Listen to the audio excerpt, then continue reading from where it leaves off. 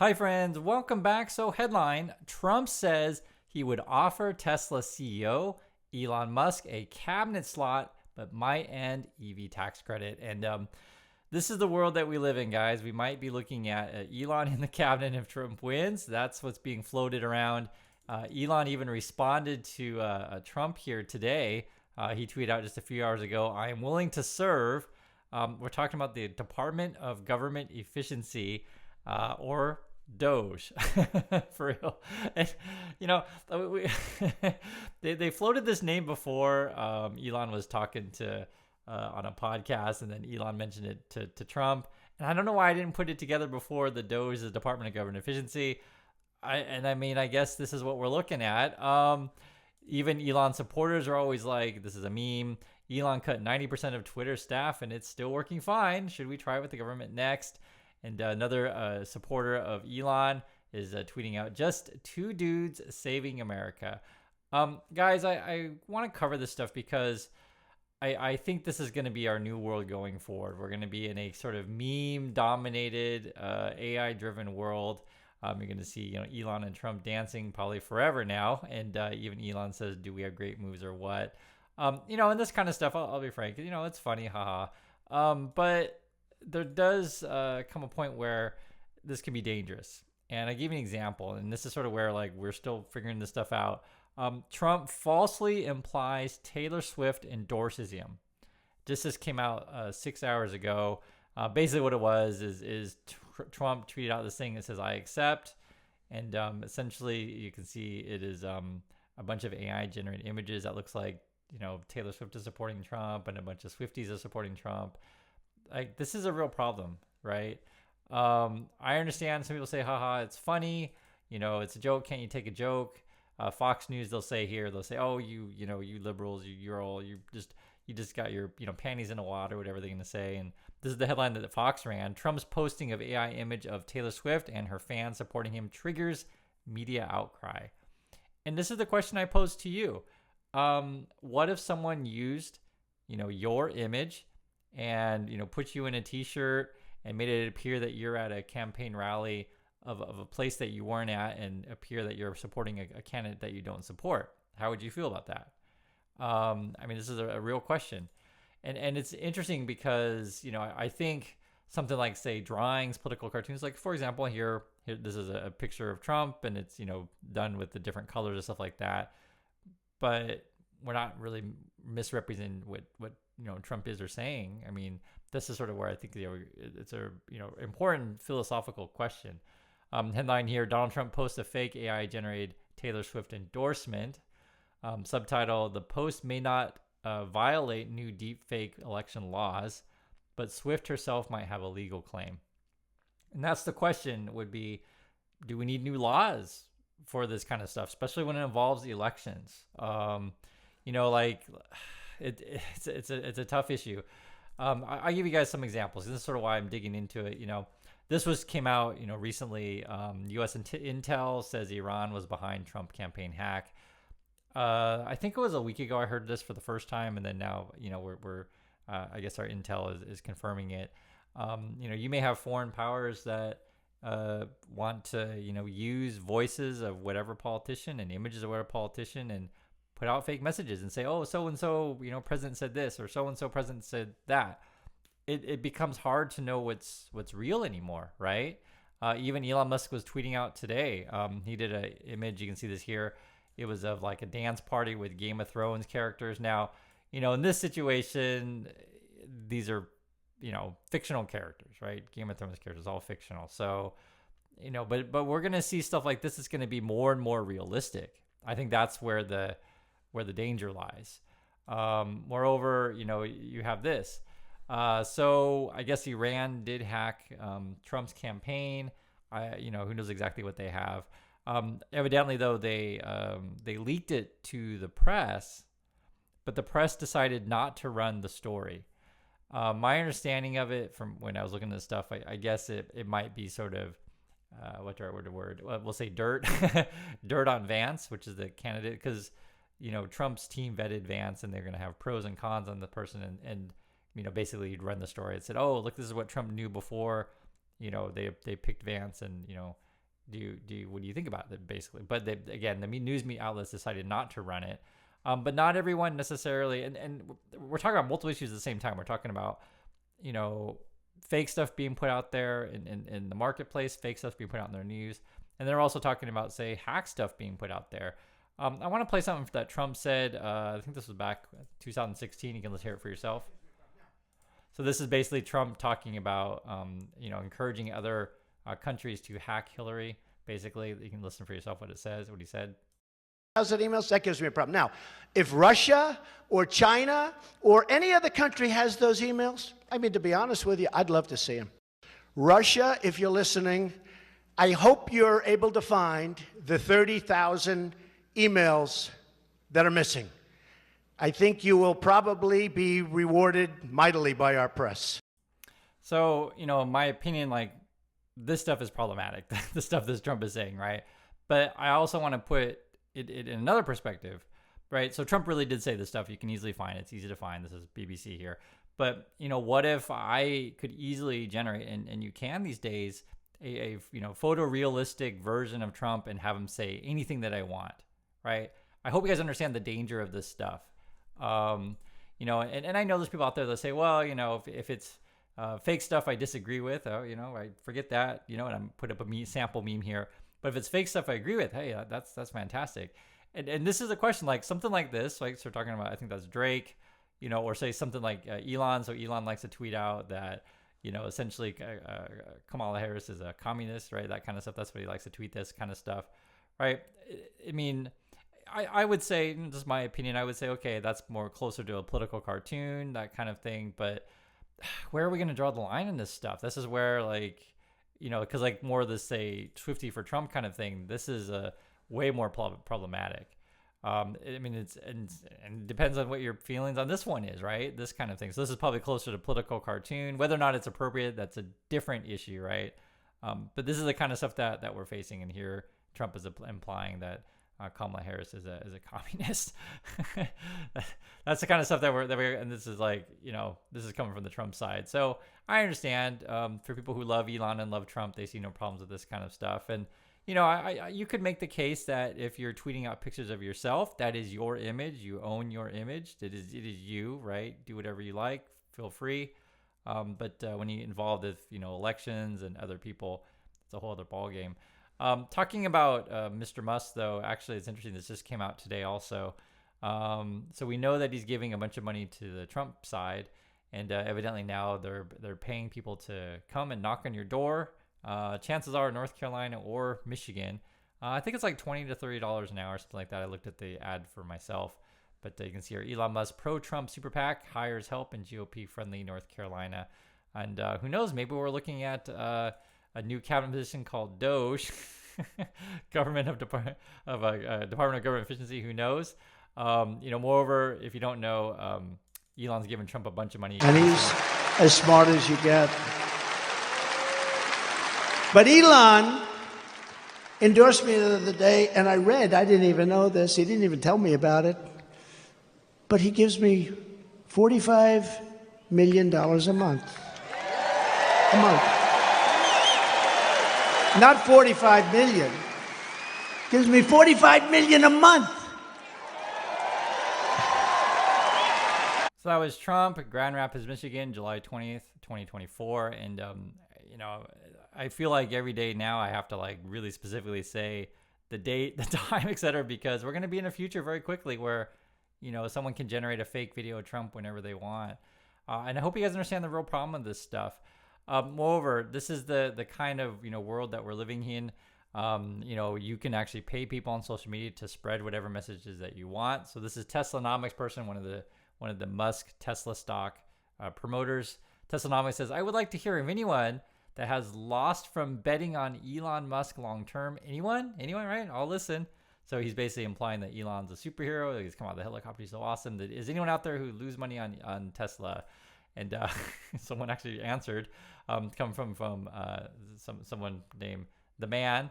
The person says, don't know if 1221 is long-term, but I caught chasing. I'm not even mad being down 40%. So this person is saying, I've lost a bunch of money on Tesla because one of the pumpers asked, have you anyone lost money because Elon's so awesome, and then this person says you'll get it back. Okay, but it's funny because they basically called this bluff because the Teslanomics person, they like to tweet out this kind of stuff here where you're gonna make so much money with your Tesla, and look at all this money we're gonna be swimming in together, this kind of stuff. So it's really a problem. And guys, I try my best to give you guys sort of what's going on in the world. So when I check this kind of stuff, hey, we're 35 trillion in national debt, right? We try to talk about numbers in these things. And guys, if you have an opinion on this, like if you say, hey Chris, 35 trillion in national debt in the USA, it's not a problem, no problem, right? And I say, okay, I disagree, but at least we can agree that it's 35 trillion, right? It's a number. It's 35 trillion national debt, 104,000 per person, right? So these are the kind of stuff we got to figure out, like, okay, and this is why you need a community these days, is to go through facts together to make sure we're even on the right page. Because for some people, right, they remember this stuff, fake stuff I disagree with, right? They don't want fake stuff I agree with, they want. But you may have a world here where, let's say a poll comes out and it's not in your favor, and you just start yelling fake poll, fake poll, fake poll. That's what JD Vance did recently. And this is something that the Trump side will do all the time. They're going to call everything fake. And that's what I told you guys before. We face a real problem, a very real problem if the Trump side loses. And remember, Elon's giving money to this side. And if Elon himself does not accept the results of the election, like what kind of problems are we going to face going forward if we can't even accept reality anymore? I'm really worried about this kind of stuff. Like I'll give you an example, guys. So this just came out 6 hours ago. And this is, news related to politics in the market. You got to track this kind of stuff. Kamala Harris backs plan to raise U.S. corporate tax to 28%. Okay? So we should all agree that that's what the headline is, and it ran in all the major news sources. So I'm going to accept that is that's the plan. And does that sound reasonable or unreasonable? We can disagree on that, right? If you think 28% is too high and that's your opinion, no problem, right? That's your opinion. In my opinion, if I think 28 is too low, right? That's my opinion, etc. So, but the issue is, like, I hope you guys understand. I want to live in a world where, and hopefully have a community where we can agree on like facts. So, I hope you guys understand the importance of this. The crazy world we live in. I agree with Elon. It's like hard to know what's real anymore. But I wanted to address this issue because for the people who say, Kamala's a communist and everything's going to be so terrible in the USA if we raise the corporate tax to the 28%. So this is where, the things I like to do on the channel with you guys is take a look at, like, how do we think about this stuff, right? So world corporate tax rates. This is interesting. So it's comparing 2023 to 1980. So in the 80s, which is the red color, taxes were much higher than they are today. So these are the highest tax countries in the world regarding corporate tax. So I guess right now the higher ones are like 50%, or some are 35%. And these tend to be developing countries, as you can see on the list, like Puerto Rico, Chad, Cuba, Malta, Sudan, etc. Back in the 80s, it was Ghana, Austria. Actually, UK was up there though, 52%, but being one of the highest in the world. France, but again, that was 1980. It was a different time. Take a look at this one here. This is the ones that are on the lower end of the list. So today you can go to some countries, so like say the UAE or Barbados, right? They're making 5%, 10% cutters, 10%, something like that. In the 1980, low was considered like 30%, 20% was considered low. So like Ecuador, Hong Kong, etc. And this is the kind of stuff that I like to talk about with you guys, right? It's not an opinion, it's just sort of numbers. So according to this, it says here, talking about comparing Kamala and Donald Trump. Donald Trump is proposing a corporate tax to 15%. So he's like, hey, it's too high right now. I think we're at 21% right now. So hey, 21% is too high. Let's go to 15. The UK is 25. Just to give you guys some kind of range of what we're talking about here. And then Kamala wants to go to 28%. What's interesting though, when you do compare it around the world, 28% isn't outlandish. I mean, you can just take a look at this. So if you want to look at the average rate, and if you want to weight it by GDP or not, but say in Africa, it's like, 27%. Asia, we'll weight it by GDP to sort of get these to more kind of balanced. Asia's 25%, Europe's 25%. I'm talking about like average. North America, like 26%. Oceania was like around 29, 30%. South America, 32%, right? The G7, 26, 27%. OECD, about 26%. You guys see right here, BRICS, 26%.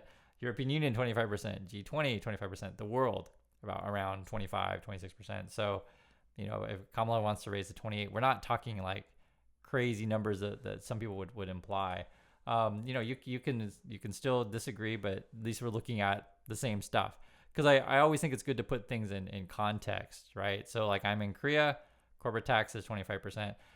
The one thing I will say about this kind of stuff though is that the U.S. system is different than other countries. For like, hey, maybe corporate tax could be set at a certain rate, but there's always some sort of special conditions or subsidies or any number of tax credits or whatever deals that each company can have. So some companies may not actually end up paying that amount depending on whatever.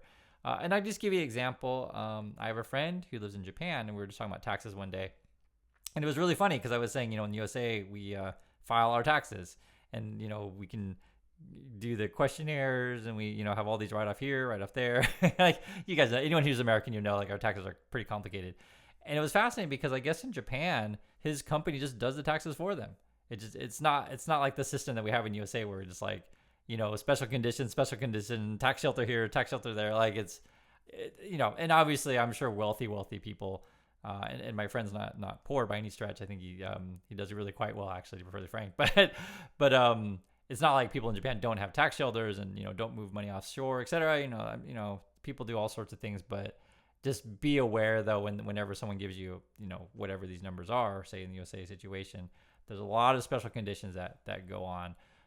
Moreover, if you take a look at the history of the USA in terms of corporate tax rate, and this is at the Peterson Foundation put this together, back in the 50s it was like 50s, climbing near 60%. You can see right there, and it was actually fairly high for a long time. I mean, even show you the numbers from the 80s. So today if we're at 21% now and you want to go to 28, and you guys can argue about which percentage it's going to be, but I wouldn't make the argument that it's high comparatively to historically, and this is just the reality, guys.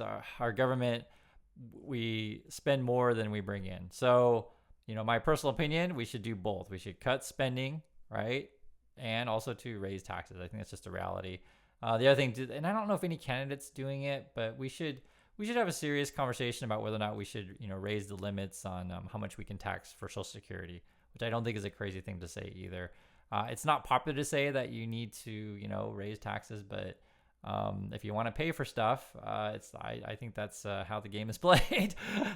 So like I said, my opinion is cut spending on one side, and the other opinion is raise taxes on the other side, and raise taxes in different ways. So you could also, another thing that you could do, and I'm just showing you guys this kind of stuff, is you could strengthen the IRS. Now, I completely understand.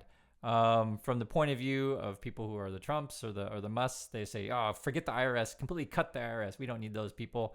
The thing with the IRS, though, is like if you actually have people on staff, they can go and after whoever people who are evading taxes, or they could tax crypto or any number of things. And that's up to debate. Some people don't want to pay taxes ever, yet they want to have public roads, public schools, and all these public services.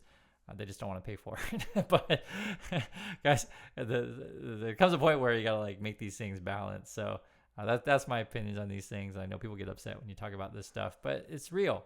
The other thing too, which I want to bring up as well, people like to talk and bash on California. I've never been there.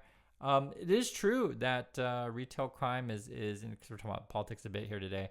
It is true that retail crime is out of control, and it's true. It's true. And it gets reported in the earnings reports of like your Walmarts, your Targets, etc. It's not just California. There's multiple cities involved.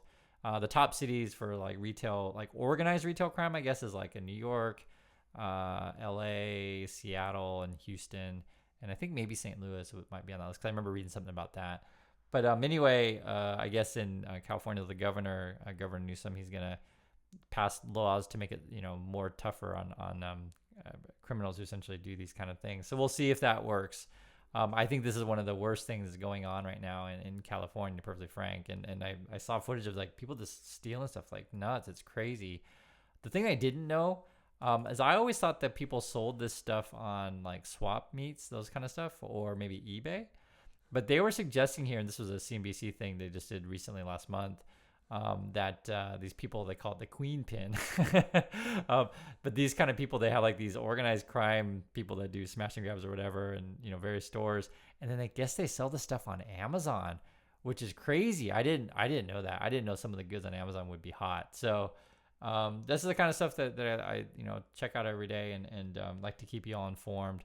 So anyway, I want to hear your thoughts. What do you think about this whole, fake image posting of, Taylor Swift endorsing Trump? Do you think, haha, it's funny, that's just satire, it's just parody, you can do whatever you want with someone else's images, haha. So then some people will say that, right? Some people will say that as long as you agree with it. Because this, again, what if someone on the Democratic side, right? If you're a Trump fan, and what if Kamala was putting out fake images of your favorite artist, like a Kid Rock or maybe Hulk Hogan? What if you had a fake image of Hulk Hogan wearing a Go Democrat T-shirt? Would you like that? Is that a world you want to live in, or do you want someone giving a fake speech, using their voice or whatever? So it's a new world that we're in, and who knows? Maybe we're gonna have a Elon Musk do the DOGE thing. It's possible. We voted a reality TV star as president. It happened, and so why not have a Tesla Doge crypto CEO as the Department of Government Efficiency cabinet member? Why not? I mean, it's certainly, that's the USA. So anyway, like to hear your thoughts on one of these things, and I'll catch you all in the next video.